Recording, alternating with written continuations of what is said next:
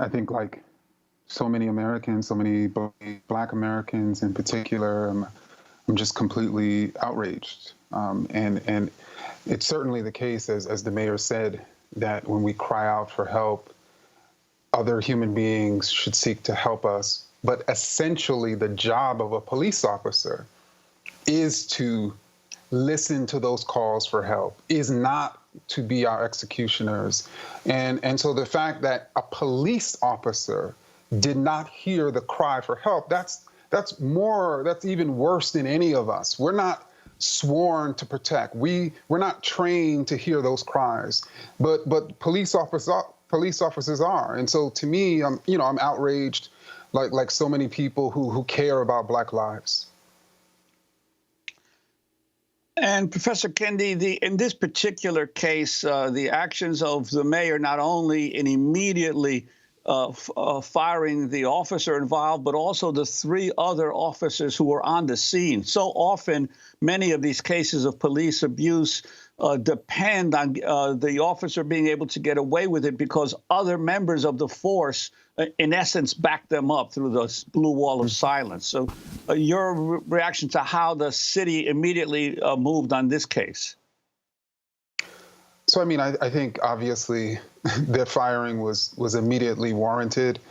I think they should also be seeking to charge the officers with murder. I also think that we really need to consider if we did not have a video, would the officers have been fired as quickly? Would they have believed all of those witnesses who were looking at what was happening and who was asking the officers to stop? But it's not enough to fire the officers.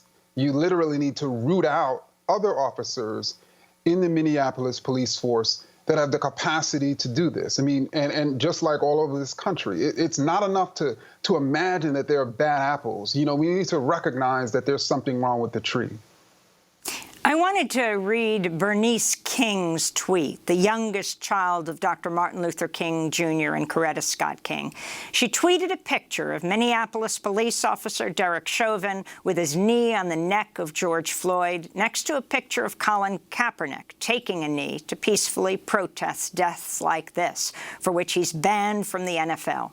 Next to the pictures, King wrote, quote, "If you're unbothered or mildly bothered by the first knee, but outraged by the second, then in my father's words, you're more devoted to order than to justice," she said, and more passionate about an anthem that supposedly symbolizes freedom than you are about a Black man's freedom to live, was her final part of that tweet. Dr. Kendi, talk about that. Oh, I just think it was a powerful, powerful statement. And, speaking certainly not only to her father's legacy, but even Dr. Bernice King's analysis, of the situation.